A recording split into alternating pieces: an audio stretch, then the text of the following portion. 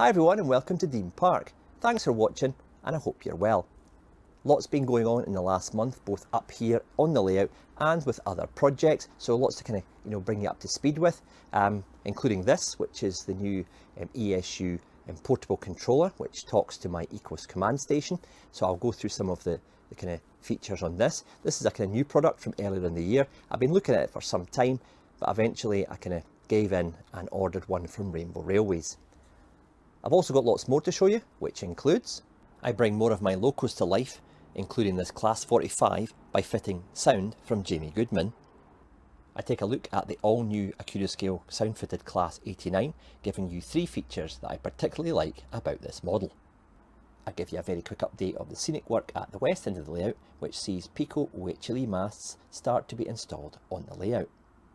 And just in from the Bachmann's Collectors Club, we've got this newly tooled Mark 1 wearing the RTC livery with Laboratory 10 markings. Well, I hope you enjoy the video, and it includes a little competition later on, so please stay tuned for that. If you have any feedback, please get typing in the comment section below. And please support the channel by hitting those like and subscribe icons. It really does mean a lot to me and it helps grow the Dean Park channel.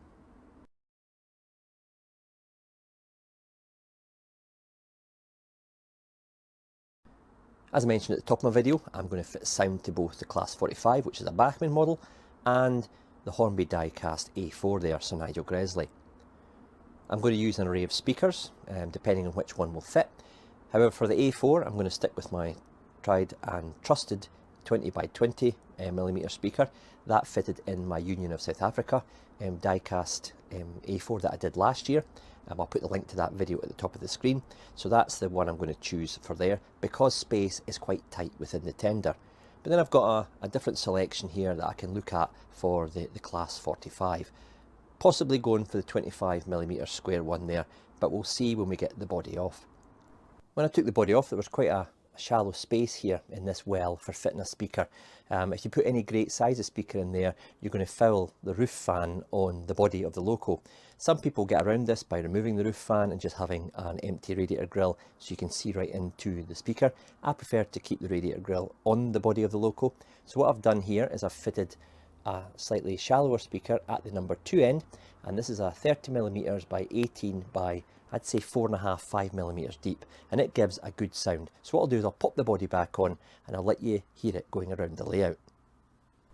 ESU lock sound decoders come with a small sugar cube speaker already wired to the decoder. I just snipped this off and replaced it with this larger speaker, and where I soldered the joints I've just put some heat shrink. That's important so there's no bare wire showing and maybe contacting any part of the decoder or the PCB. That's going to damage the decoder, and it's an expensive investment, so you just want to make sure that it's all kind of sealed with heat shrink.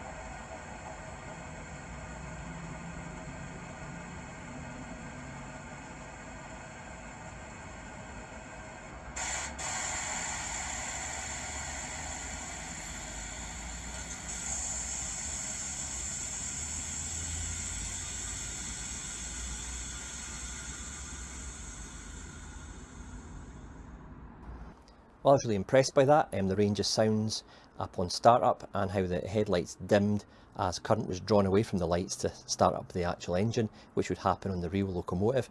The horns as well, nice varied tones.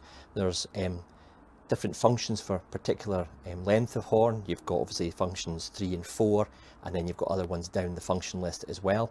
Function 2 on this particular decoder is the brake function, which is nice and playable, which I really like on sound fitted locos. It gives that little bit of more realism and playability in the actual locomotive itself, so a really big thumbs up there for me. I'll still play with more of the sounds as I go around and use the loco a little bit more, but I have to say Jamie's done a fantastic job with this recording. It really brings this Type 4 to life.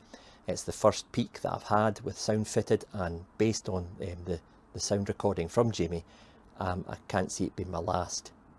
I'll pop Jamie's website in the description below, where you can go to see what other sound recordings that he's got and other associated equipment with sound fitting a loco, such as speakers, and also you'll find that the full function list for all his locomotive sound files on his website as well, so head over to that website to find out more. That's a Jamie Goodman sound file now fitted to this A4. I'll go through some of the functions as it goes around the layout, but hopefully you'll agree with me that it really does bring this A4 to life.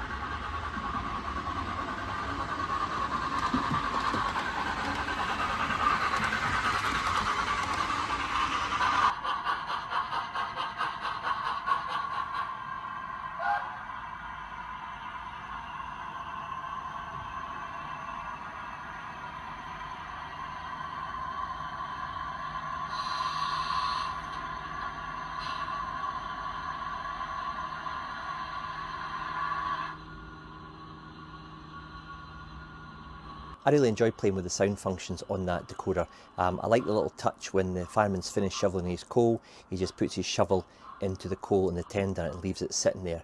That's a nice little touch. I think this is a very good sound file.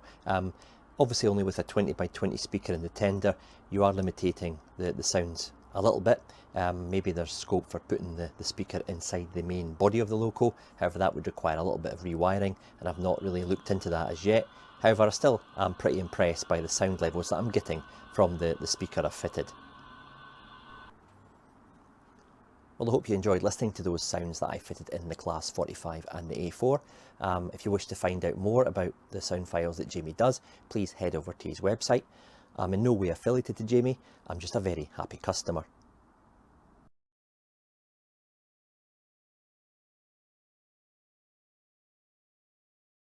At the top of the video, I'd mentioned that I'd invested in an ESU Mobile Control Pro, and the product code for this is 50115. This particular one comes with its own Wi-Fi connection, so it doesn't rely on your home Wi-Fi, which up here in the loft can be a little bit ropey from time to time. So I bought that one. It is a little bit more expensive than the one that comes without the Wi-Fi, but we're only talking £10 or £15. So I thought it was worth the investment to get a dedicated control Wi-Fi link up here in the loft. Now it talks to various brands of controllers, but primarily its function is to talk to the ESU ECOS, and all the details here are automatically transferred across to this Mobile Control Pro. It's a brand new product in 2025, so it's got all the latest ESU technology on board. So let's fire this up and we'll have a look at the control screen. Now I've operated the ECOS here at Dean Park for a few years now. I like the tactile nature of the dials and the levers and the buttons. Some people have gone down the total kind of touchscreen tablet route, and that's fine, but I still like the kind of tactile nature of a controller.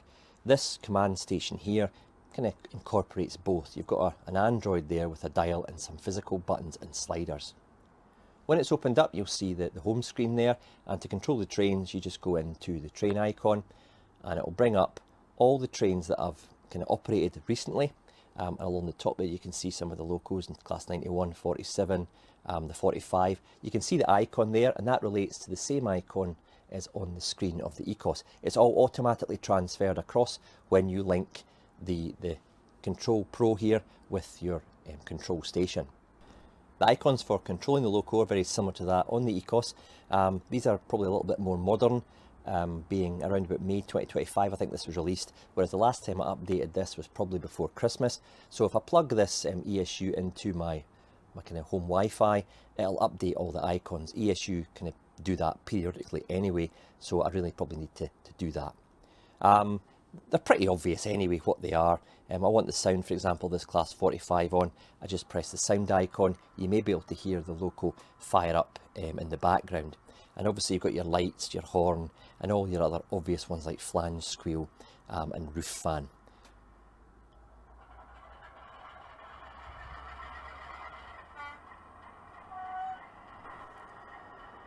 Now there are dedicated buttons on the controller that you can set to whatever function you want. So for example, if I wanted that to be set F0, I could program it F1, F15, F19, whatever. I've not done that on this particular controller yet. That's something I've still got to add in. There's also a slider at the side which you can assign to whatever function the brake is on. In this particular sound file from Jamie Goodman, it's F2. So when I kind of pull down the brake, you'll see the F2 icon light up, and you'll also see that icon light up on the ESU controller as well. So it's kind of fully integrated and speaking to the controller. You can take control of the loco using either the controller or the portable unit. So it really is good if you've got a couple of you and you want to take over control using the mobile unit. That's easy to do. So it doesn't necessarily mean that you just have to have it on this particular controller and not visible on the screen of the main unit. I'm just getting kind of used to this just now. I suppose the benefits of it will become even more apparent to me as I get into it. Now if I want to start the loco up, this is a motorised dial, just like the main controller. You'll probably hear the loco rev up in the background there, and down again. It's got a nice quality feel to it. If I do go to another loco, let's just say for example Sir Nigel Gresley here, the dial should go back to 0 because that loco is at a standstill. If I go back to class 45, it'll take me back to the speed automatically. And this links into the ESU, and you can probably see there the dial moved at the same time as the dial moves on this unit. So it really is fully linked and pretty clever actually. Whilst I'm really impressed with the kind of usability and the comfort of this unit, I can see myself being able to use it with one hand easily without any kind of issue or kind of restrain on my wrist or hand. I do find this kind of touch sensitive stop button a little bit annoyingly placed, because on a couple of occasions I've kind of swept it with my finger by mistake while I've been turning the dial, and it's cut the layout off. So I wish that was maybe a physical button or up here somewhere, so I had to go out my way to kind of press it. That's the only thing I could really improve on with regard to the layout of this unit. You do get a lanyard that you can fit to this if you want to put it around your neck. I've not done that yet, and it's easy to charge through the USB-C at the bottom there. Plug into your kind of computer, your laptop, to charge it up. This is one of 3 control panels here at Dean Park, and this particular one controls the storage yard. There's a lot of DCC Concepts equipment under here which links to the ECOS, and I can control the turnouts and these bi-coloured LEDs using toggle switches or indeed the touchscreen on the ECOS itself. I can also control them with the hands-free device. I just click on the turnout icon. This particular panel is panel number 2, and it goes from number 100 through to 116. So let's just say, for example, I want to change turnout 101. I go to 101, I click it, it changes the point and also throws the bi-coloured LEDs in reverse, so I've got red and green. If I go back the way, you can see there that it reverses it. I don't have to use the toggles or the touchscreen, so if I'm, for example, in the storage yard, I want to do a little bit of shunting with my auto coupler class 08 from Bachmann, I can stand at the far end of the layout, do all I need to do, drive the train, change the turnouts without crawling back under to come to the main control panel.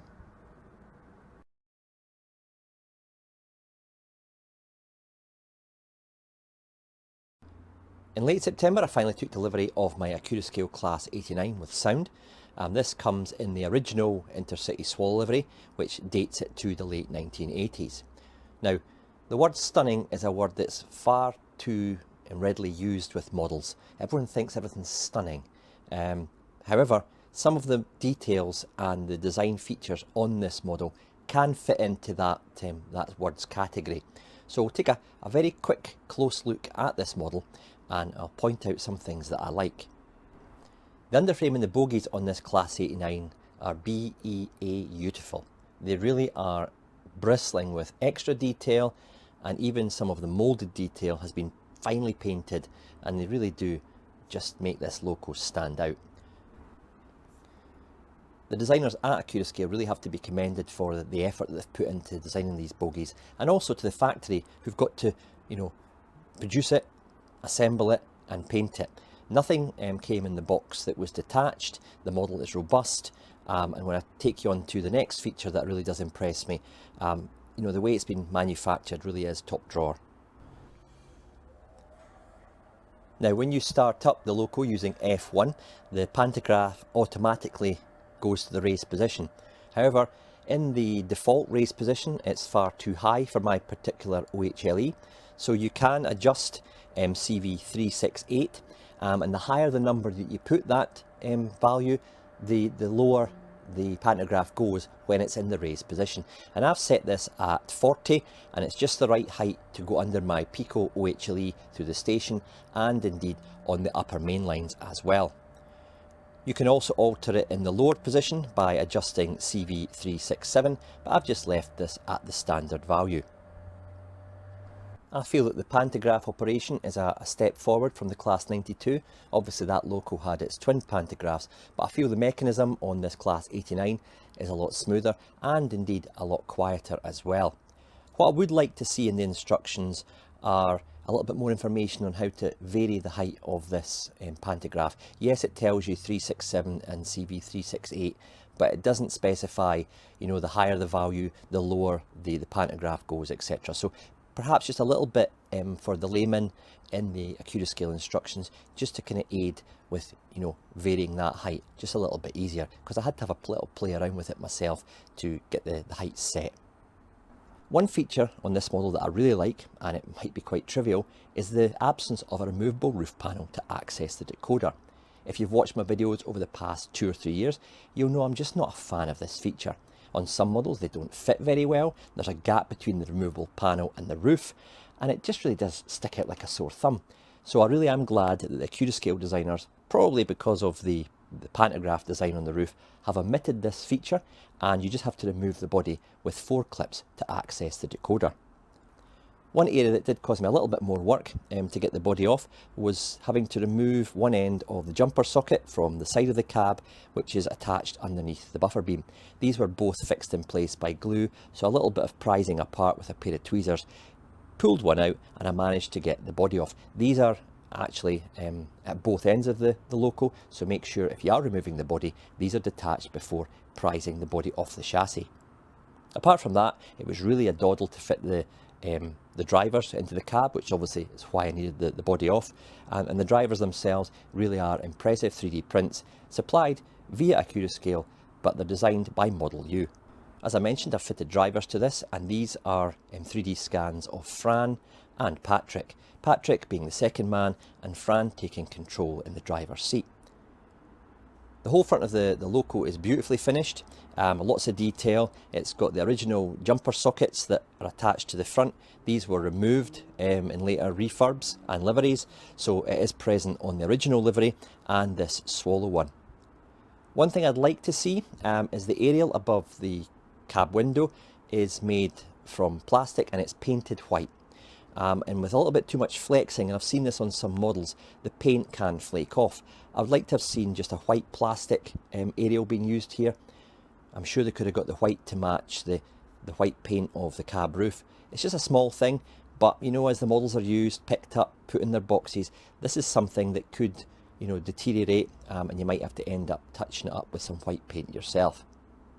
Literally just before I came up here to film the feature on the Class 89, there was a knock at the door, and it was the postie with this brand new Mark 1 BSO coach, and this is from Bachmann, and it's in their stunning RTC livery, and it's Laboratory 10, and this is exclusive to the Bachmann's Collectors Club. You can buy it if you're not a member, but you won't get your 10% discount. It was announced on Wednesday, back on the winter announcements from Bachmann. So basically after the announcements had finished, as soon as it came available to buy, I placed my order. I really do love the RTC liveries, so I'll be running this behind the Class 89 on test. Unfortunately, I don't have any OHLE along the front of the depot here, so it might look a little bit unrealistic me backing up an AC with the pantograph up with no overhead wires. I'm still impatiently waiting for the Mark III catenary to come from West Hill Wagon Works. That'll allow me to electrify the front of the depot round to the west end of the layout and also rewire the part at the back of the station with these new masts when they do eventually arrive.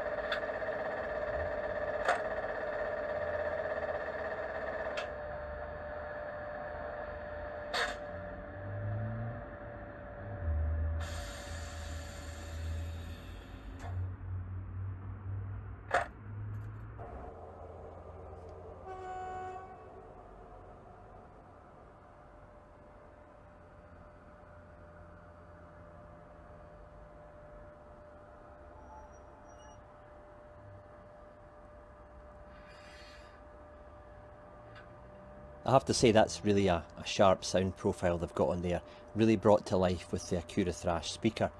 One thing I'd like to see is the brake function being F2. It's F5 on this particular ESU lock sound decoder, whereas on their Class 50s and their Class 60s, the brake function was F2. So maybe a little bit of continuity there would have been better for obviously operation purposes.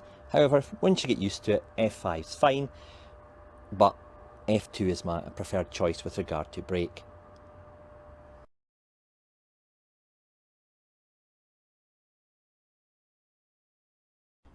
One electrification project I can progress with until the West Hill Wagon Works masts do appear are these masts going up the incline, and these are the Pico catenary system, and I'll be electrifying it from inside the tunnel, which is off to the right hand side of your shot, right round to the top of the incline at the Nairn factory. This will then join in with the West Hill Wagon Works cantilever spans and flow seamlessly from the upper section down through into the storage yard and down onto the main lines through the station. These masts aren't fixed down, they're just placed in position just now. Because it's at an incline, I had to drill the hole at a slight angle so that the masts sit vertical and not at the same angle as the incline. That would be unrealistic. Because it's on an incline, I'm going to have to just put a small additional concrete base under the moulded concrete base that comes as part of the mast from Pico, just to allow clearance for the pantograph when the wires are in place.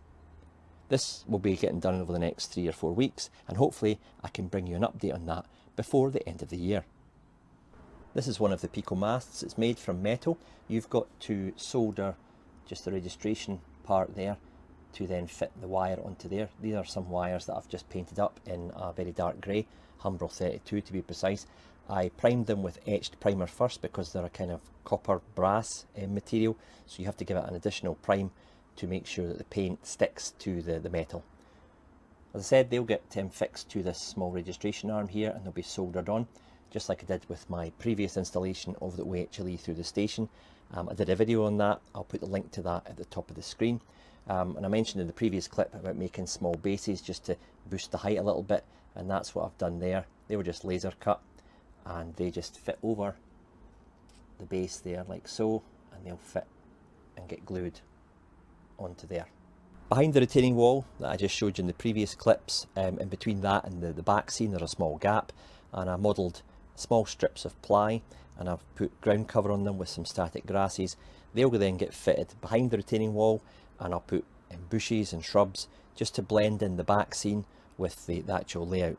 If you just put the back scene straight up against a flat baseboard layout, it can look a little bit of a sudden transition, so I do like to add some scenic material in just to kind of blend it all in and make it look a little bit more realistic. And I'll show you in the next clip what I did in that respect at the gas tower section.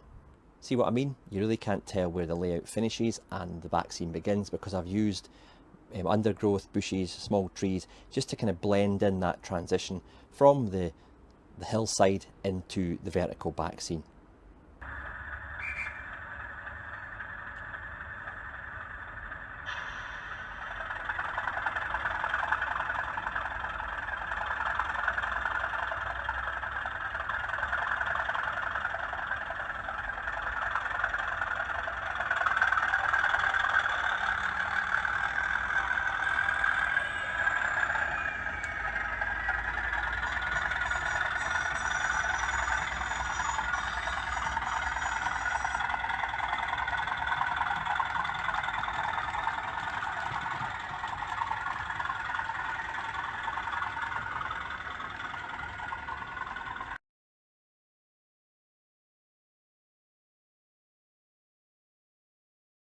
Okay, it's competition time, courtesy of Bachmann Europe.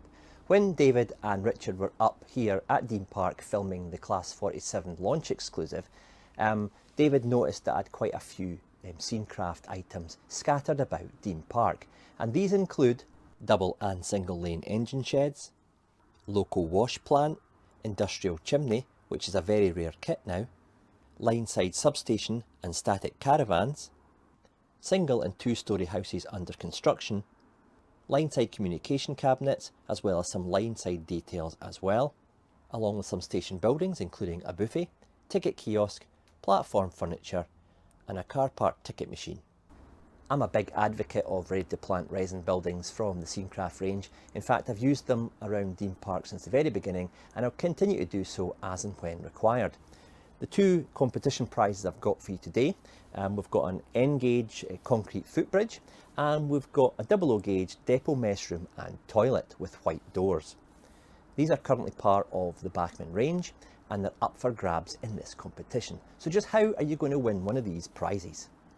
To be in with a chance of winning the 00 gauge depot mess and toilet facility, please share pictures with me via my email, daveclass47@gmail.com, of photos of your depot or industrial scene on your 00 gauge layout.